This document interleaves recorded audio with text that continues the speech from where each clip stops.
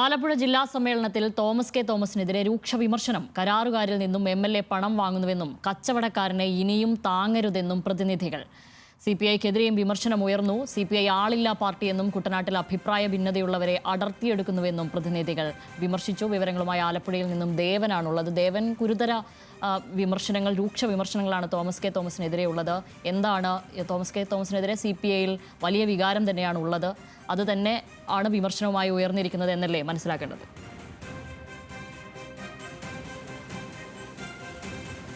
ശ്യാമിലി, നമുക്ക് അങ്ങനെ തന്നെ കരുതാം. തോമസ് കെ തോമസിനെതിരെ CPM നേതൃത്വത്തിനുള്ള അതേ ഒരു വിമർശനം തന്നെയാണ്, അല്ലെങ്കിൽ അതേ നിലപാട് തന്നെയാണ് ഇപ്പോൾ പാർട്ടി സമ്മേളനത്തിലും ആലപ്പുഴ ജില്ലാ സമ്മേളനത്തിലും പ്രതിഫലിക്കുന്നത്.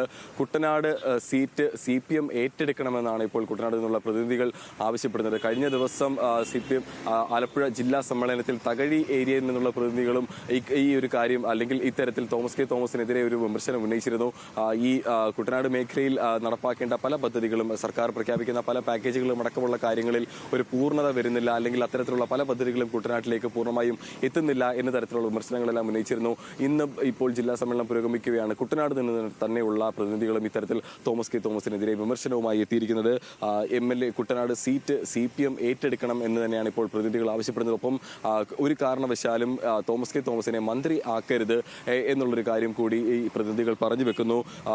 ഈ കുട്ടനാട് MLA തോമസ് കെ തോമസ് കരാറുകാരിൽ നിന്നും പണം വാങ്ങുന്നു, ഇത്തരത്തിൽ കച്ചവടക്കാരനെ ഇനിയും താങ്ങരുതെന്നടക്കമുള്ള രൂക്ഷമായ ഭാഷയിൽ തന്നെയാണ് ഇപ്പോൾ പ്രതിനിധി സമ്മേളനത്തിൽ തോമസ് കെ തോമസ് MLAക്കെതിരെ ഒരു വിമർശനം ഉന്നയിച്ചിരിക്കുന്നത്. ഈ കുട്ടനാട് സീറ്റ് CPM ഏറ്റെടുക്കുകയാണെന്നുണ്ടെങ്കിൽ അവിടുത്തെ സാമുദായിക പിന്തുണ അടക്കം CPMന് ലഭിക്കും എന്ന തരത്തിലുള്ള ഒരു വിലയിരുത്തലുകളും ഇപ്പോൾ പ്രതിനിധി സമ്മേളനത്തിൽ ഉണ്ടായിട്ടുണ്ട്.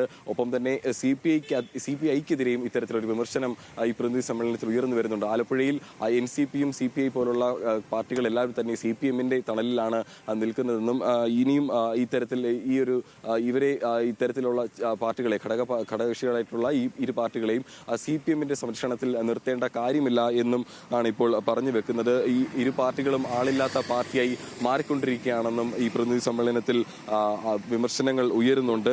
ഈ കുട്ടനാട്ടിലടക്കമുള്ള അഭിപ്രായ ഭിന്നതയുള്ള ആൾക്കാരെ അടർത്തിയെടുത്തുകൊണ്ടാണ് CPI നിലനിൽക്കുന്നതെന്നുള്ള കാര്യമെല്ലാം ഈ ഒരു സമ്മേളനത്തിൽ ഇപ്പോൾ പറഞ്ഞു വെക്കുന്നുണ്ട്. ഒപ്പം തന്നെ മറ്റൊരു കാര്യം, പ്രതിനിധി സമ്മേളനം പുരോഗമിക്കവേ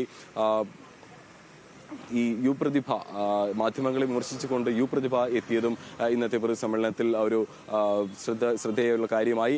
മാധ്യമങ്ങൾ പല വാർത്തകളും വളച്ചൊടിക്കുകയാണെന്നും ചില പ്രത്യേക താല്പര്യങ്ങൾക്ക് വേണ്ടിയിട്ട് മാധ്യമങ്ങൾ തന്നെ ബില്ലേഡാക്കി എന്നുള്ള കാര്യങ്ങളെല്ലാം തന്നെ പറയുന്നുണ്ട്. കഴിഞ്ഞ ദിവസം പ്രതിഭയുടെ മകൻ ഈ തരത്തിൽ എക്സൈസ് പിടികൂടി, കഞ്ചാവ് കേസുമായി ബന്ധപ്പെട്ട് പിടികൂടിയതെല്ലാം വാർത്തയായിരുന്നു. ഈ ഒരു സാഹചര്യത്തിലാണ് പ്രതിനിധി സമ്മേളനത്തിൽ, ഏരിയ പ്രതിനിധി സമ്മേളനത്തിന്റെ ഭാഗമായി ഇത്തരത്തിലുള്ള ഒരു കാര്യം പ്രതിഭയും കൂടി പറഞ്ഞു വെക്കുന്നത്. ഏതായാലും പ്രതിനിധി സമ്മേളനം പുരോഗമിക്കവേ കുട്ടനാട്ടിൽ നിന്നുള്ള പ്രതിനിധികളുടെ ഭാഗത്തുള്ള രൂക്ഷ വിമർശനം തന്നെയാണ് ഇന്നത്തെ പ്രതിനിധി സമ്മേളനത്തിൽ ഏറ്റവും പ്രാധാന്യം ഉള്ള കാര്യം.